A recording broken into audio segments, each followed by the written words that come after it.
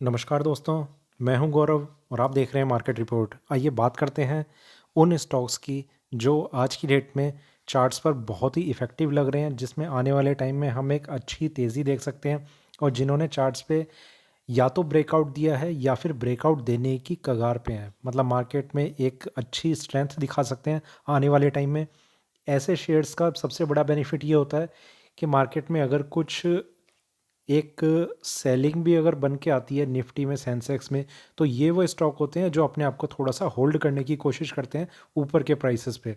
तो इनमें अगर कुछ डाउनसाइड का अगर सिनेरियो बनता भी है तो मार्केट में एक जो सेलिंग होगी, ये कहीं ना कहीं या तो कंसोलिडेट करते हैं या फिर उस सेलिंग में भी अपने आप को एक अप ट्रेंड में कंटिन्यू रखते हैं। तो आइए बात करते हैं सबसे पहले एशियन टाइल्स की। दोस्तों, इस स्टॉक में हमने देखा कि मार्केट में ये एक अपसाइड और मार्केट ने इस रेंज को बहुत लंबे टाइम तक होल्ड करके रखा। जब इस रेंज ने नीचे के लिए एक ब्रेकडाउन दिखाया तो प्राइसेस काफ़ी नीचे, और यहाँ से अब हम देख रहे हैं उस ब्रेकडाउन के बाद मार्केट में ये रिकवरी करने की कोशिश हो रही है। अभी जो करंट प्राइस है वो है 187.55। क्या कर सकते हैं इसमें, क्या हमारी एक स्ट्रैटेजी रहनी चाहिए? देखिए, मैं जिन स्टॉक्स की भी बात करूंगा उसमें सबसे पहली चीज़ है कि यहाँ पर हम पोजिशनल बाइंग की बात कर रहे हैं। कोई इंट्राडे नहीं है, कोई शॉर्ट टर्म मतलब इतना छोटा नहीं है टाइम पीरियड कि 2-3 दिन में हमें एग्जिट करना है। हमें एक टाइम फ्रेम लेके चलना है, एटलीस्ट 1 महीना। क्योंकि कुछ शेयर्स ऐसे होते हैं जो बहुत जल्दी एक स्ट्रेंथ दिखा देते हैं, कुछ शेयर्स ऐसे होते हैं जो कंसोलिडेट करते रहते हैं उस रेंज में और फिर उनमें एक स्ट्रेंथ आनी शुरू होती है और फिर वो एक तेज़ी में आ जाते हैं। तो सबसे पहला स्टॉक है एशियन एशियन टाइल्स। यहाँ पर जो स्ट्रेंथ बन रही है, करंट प्राइस है 187.55। जो बाइंग प्राइस रहना चाहिए हमारा, देखिए यहाँ से मैं ये समझता हूँ कि 175 के अराउंड अगर हमें ये प्राइस मिलता है तो वो एक अच्छा बाइंग का लेवल हो सकता है, जिसमें डाउन साइड में हमारा एक जगह स्टॉप लॉस रहेगा 140 पे। 140 को हम अपना स्टॉप लॉस लेवल मान के इसमें हम बाइंग की एंट्री ले सकते हैं, या तो यहाँ पर भी अगर हम करंट प्राइस पे भी लेते हैं। और एंट्री देखिए, अगर आपको 100 शेयर लेना है तो मैं आपको ये रिकमेंड करूँगा कि आप यहाँ पर सिर्फ 50 शेयर लीजिए। अब आप पूछेंगे 100 शेयर कब करने हैं? देखिए, 100 शेयर आपको करने होंगे अगर आपका टाइम होराइजन इतना बड़ा है कि आप थोड़ा सा वेट कर सकते हैं एक अगले ब्रेकआउट का। तो अगला ब्रेकआउट कहाँ आएगा? वो आएगा 240 के ऊपर। अगर मार्केट 5-10 दिन के आसपास, मतलब 5-7 दिन के आसपास कम से कम मार्केट अगर अपने आप को होल्ड करने की कोशिश कर लेता है तो 240 एक इसका एक स्ट्रॉन्ग रेजिस्टेंस लेवल है। इसके ऊपर अगर मार्केट कुछ दिन अगर कंटिन्यूस क्लोजिंग दिखाता है तो आप इसमें अपनी एडिशनल बाइंग कर सकते हैं और 50 शेयर्स की। तो यहाँ पर आपके 100 शेयर्स हो जाएंगे, फिर आप कंटिन्यू कर सकते हैं। पर उस टाइम का स्टॉप लॉस लेवल जो होगा वो ज़रूर हमारा बदल चुका होगा। वो क्या होगा वो हम तभी थोड़ा सा कंसिडर करेंगे कि तब क्या हम स्टॉप लॉस रख सकते हैं।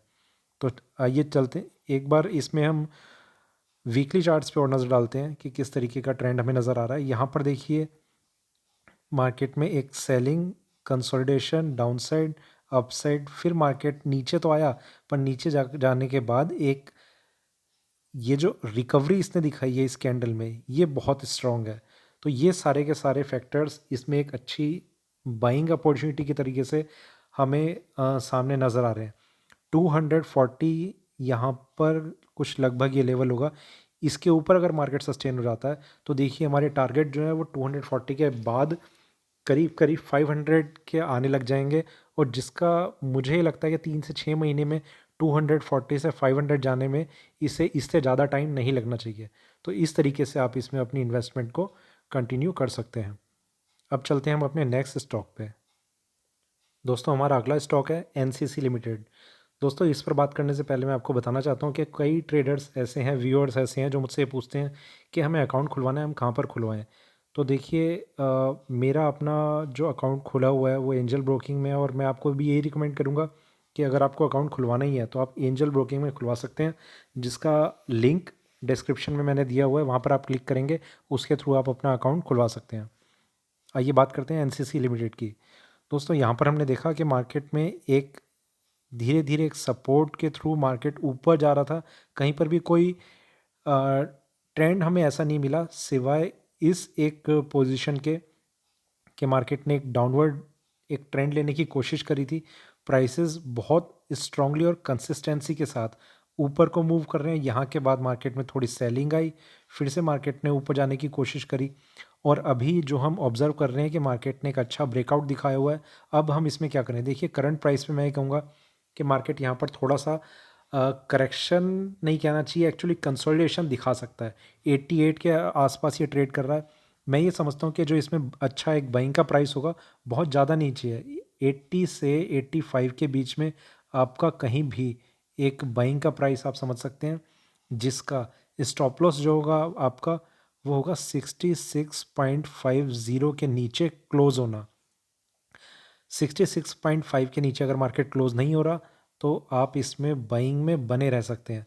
यहाँ पर भी मैं आपको ये कहना चाहूँगा कि आप 100 के 100 शेयर्स देखिए एट अ टाइम नहीं लीजिए। अगर कोई भी ऐसी एक सिचुएशन अराइज होती है कि मार्केट यहाँ से थोड़ी सी सेलिंग दिखाता है और 75 के अराउंड आ जाता है तो यहाँ पर आप अपना एडिशनल बाइंग कर सकते हैं। इसमें कोई ऊपर में ब्रेकआउट लेवल मैं आपको नहीं बता रहा हूँ, जैसा मैंने आपको एशियन टाइल्स में बताया। इसमें अगर मार्केट करेक्ट होता है पर उस स्टॉप लॉस के ऊपर ही सस्टेन करता है और यहाँ से जैसे ही मार्केट थोड़ा सा आपको सस्टेन करता हुआ नजर आए तो आप अपना एडिशनल बाइंग 50 शेयर्स का आप वो कर सकते हैं। तो 50 आप करंट मार्केट पे या फिर 80 से 85 के बीच में कहीं कर सकते हैं और जो रिमेनिंग 50 है वो मार्केट में अगर और थोड़ी सी करेक्शन आती है तो वो वहाँ पर आप कर सकते हैं और इस तरीके से इसमें आपकी इन्वेस्टमेंट को आप कंटिन्यू कर सकते हैं। इसमें भी हम एक बार नज़र डालते हैं वीकली चार्ट्स पे हमें कैसा नज़र आ रहा है। देखिए इस स्टॉक में एक सेलिंग प्राइसेस नीचे यहाँ से एक अच्छी स्ट्रेंथ तो इसने यहीं पर दिखा दी थी। इसके बाद मार्केट में जो सेलिंग आई है उसके बाद ये फिर से जो ये एक स्ट्रेंथ को गेन करने की कोशिश कर रहा है चार्ट्स पे। देखिए ये इसकी सेकंड वेव रहेगी, मार्केट में ये अपसाइड है, अब इस सेकंड वेव की तैयारी में है ये, ठीक है। तो इस तरीके से हम इसमें अपनी इन्वेस्टमेंट को अभी कंटिन्यू कर सकते हैं। स्टॉप लॉस हमारे सामने है, टारगेट प्राइस देखिए अभी मैं ये समझता हूँ कि अभी इसमें ये एक स्टार्ट हुआ है। सबसे पहली चीज़ कि इसमें रिस्क बहुत कम है। 66.50 का हम स्टॉप लॉस क्लोजिंग बेसिस का लगा के इसमें बने रह सकते हैं।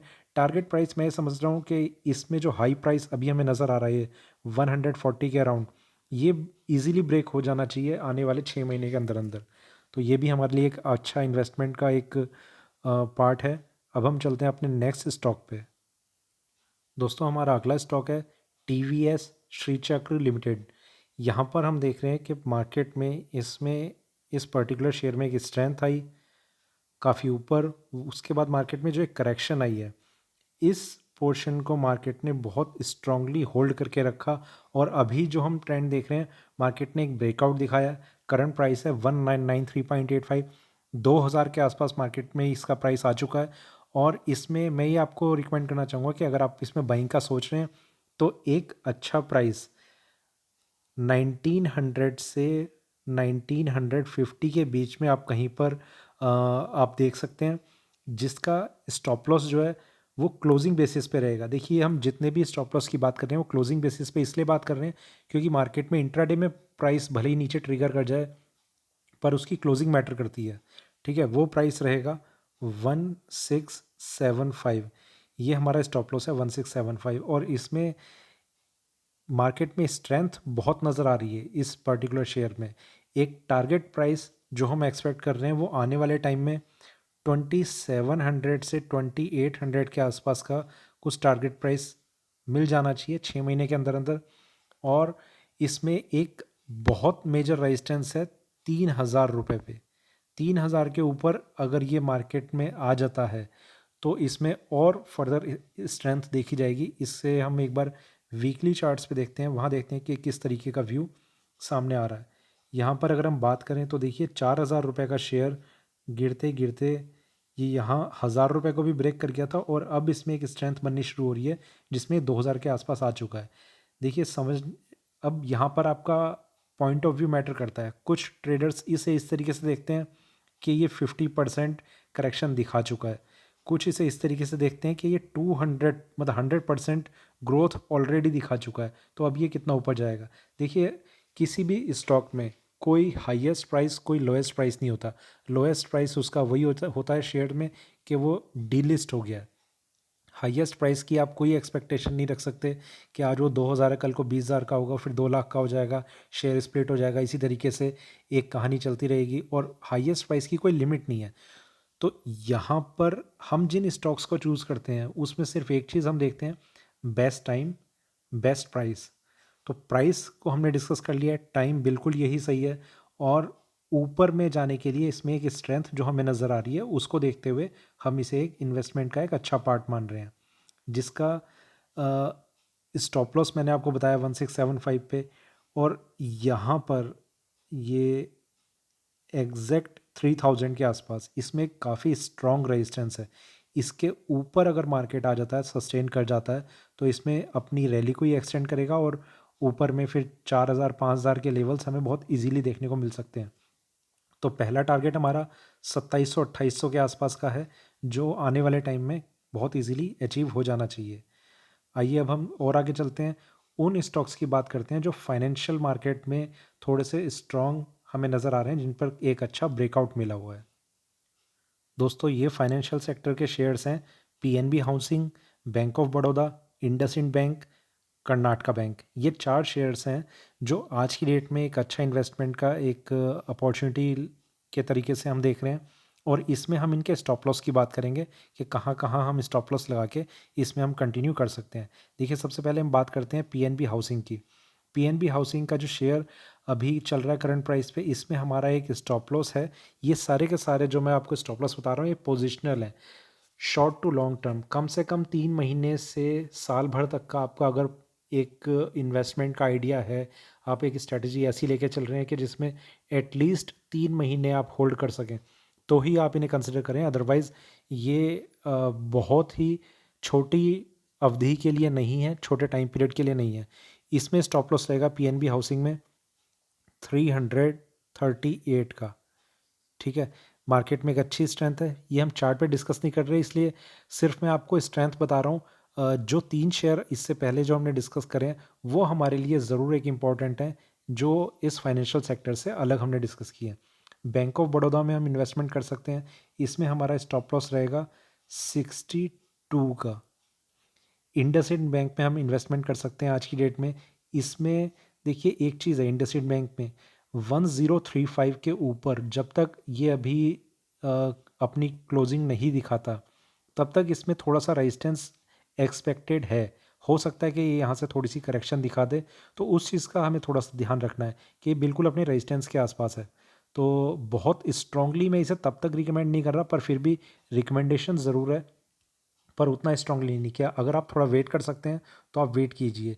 इसका स्टॉप लॉस रहेगा फिर भी 880 का। ये सारे जितने भी मैं आपको स्टॉप लॉस बता रहा हूँ ये क्लोजिंग बेसिस पे हैं।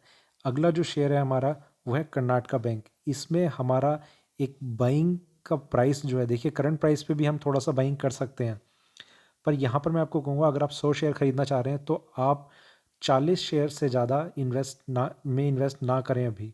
आपको अगर कुछ अपनी इन्वेस्टमेंट बढ़ानी है तो 76 के ऊपर आप इस स्टॉक को जाने दें, और जिसमें आपका स्टॉप लॉस रहेगा 59 के नीचे क्लोजिंग बेसिस। तो दोस्तों ये थे कुछ शेयर्स जो हमने डिस्कस किए। ये 4 शेयर फाइनेंशियल मार्केट से रिलेटेड हैं। इनसे ज़्यादा स्ट्रॉन्ग व्यू मेरा उन 3 शेयर में है जो मैंने इनसे अलग डिस्कस किए हैं। तो ये था स्टॉक मार्केट पे जो एक अच्छे स्ट्रेंथ के साथ हमें शेयर नज़र आ रहे थे उनका वीडियो। वीडियो अच्छा लगे तो लाइक करें, शेयर करें, बने रहें मेरे साथ, देखते रहिए मार्केट रिपोर्ट। धन्यवाद।